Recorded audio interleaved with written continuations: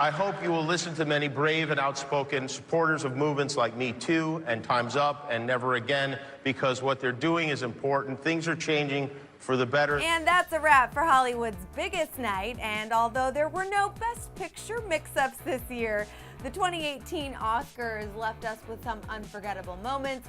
We're breaking it all down right now. It is definitely safe to say that the 2018 Oscars were nothing short of spectacular.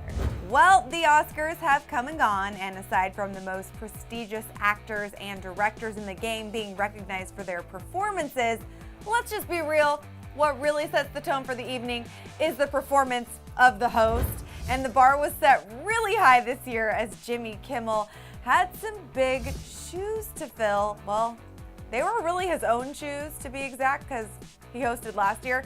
So you know it's going to be a good year when he reclaims his hosting fame.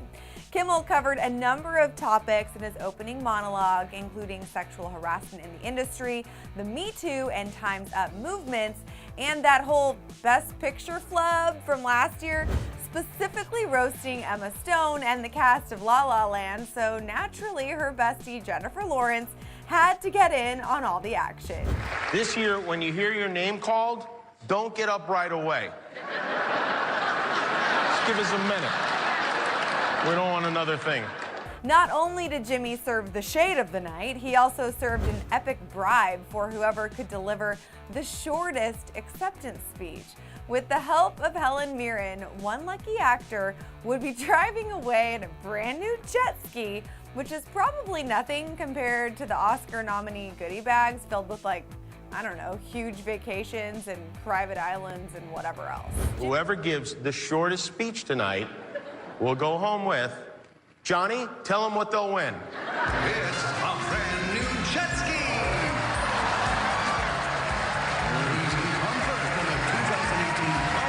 Jimmy then decided to take a little break from the Oscar ambiance and stroll on over to a local movie theater with a few of his famous friends, including Margot Robbie, Mark Hamill, Lupita Nyong'o, just to name a few. And then they surprised an entire audience of moviegoers watching A Wrinkle in Time. And although Jimmy pointed out that the theater reeked of marijuana, this clearly could not have been a more perfect time to also hand out some good old-fashioned munchies. And we have a surprise for you as well. I notice you don't have any snacks, and especially considering the smell in this theater. Look at this. Ansel Elgort is here. Mark Hamill is here. Emily Blunt is here. Moving on to some of tonight's most talked about presenters, and two ladies who may have just booted Jimmy out of his hosting throne. They were Tiffany Haddish and Maya Rudolph, who literally stole the show, Ugg slippers and all. When you took a dookie in the street in Bridesmaid, it changed my life. It was inspiring. Thank you. Thank you. And look where we are now. Yep. It was all worth it. It was worth it. Ah, there she is. So I think I speak for the entire world when I'm begging the award show gods out there, Tiffany and Maya, please co-host just something together soon. I mean, I don't care if it's a dinner party, I'm in. Literally anything. But as we all know, it wouldn't be a true award show season without J-Law just being J-Law.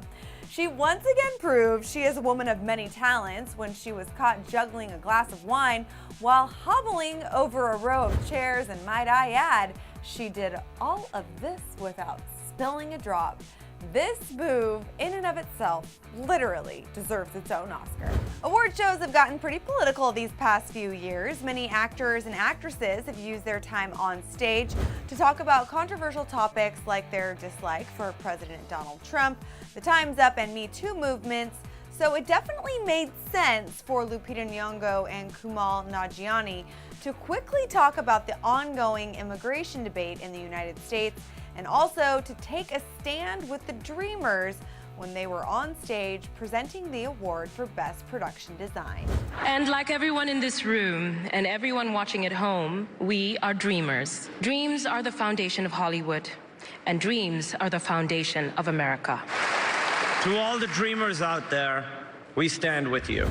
Well, said, you two. Well said. Now, even though Get Out was unanimously dubbed by viewers as one of the best movies of 2017, an anonymous young Academy voter revealed to Vulture that there were some older Academy voters who dismissed the film by saying that it's, quote, not an Oscar film. Well, much to the dismay of the non-believers, Get Out won for Best Original Screenplay, and Jordan Peele made history by becoming the first African-American winner of the Best Original Screenplay award in Oscar history. I stopped writing this movie about 20 times because I thought it was impossible. I thought it wasn't going to work. I thought no one would ever make this movie, but I kept coming back to it because I knew if someone let me make this movie, that people would hear it and people would see it.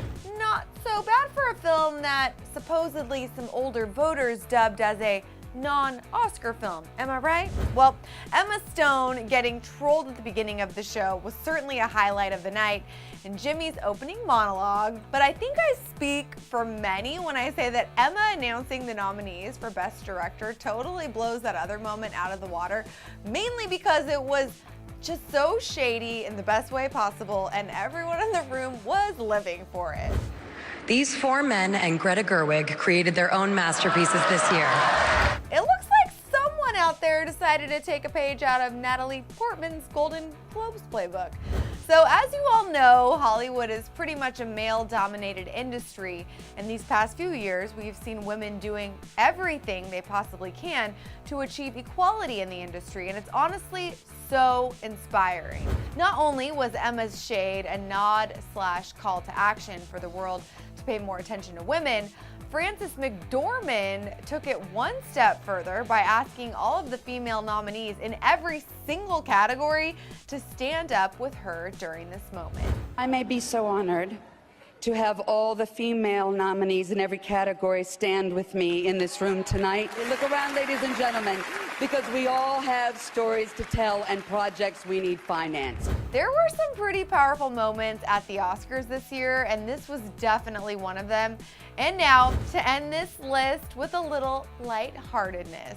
The Academy Awards are a pretty big deal in the industry, and as notable and classy as they are, Jimmy couldn't help but end the show with his signature apologies to Matt Damon's sign-off.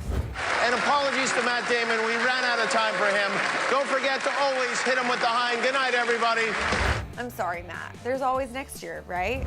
All right, you guys, what were some of your favorite moments from the night? Did any of them make it onto our list? Let me know all your thoughts on the show in the comment section below. And when you are done with that, you can click right over here to check out all of the best dressed celebs from the 2018 Oscars.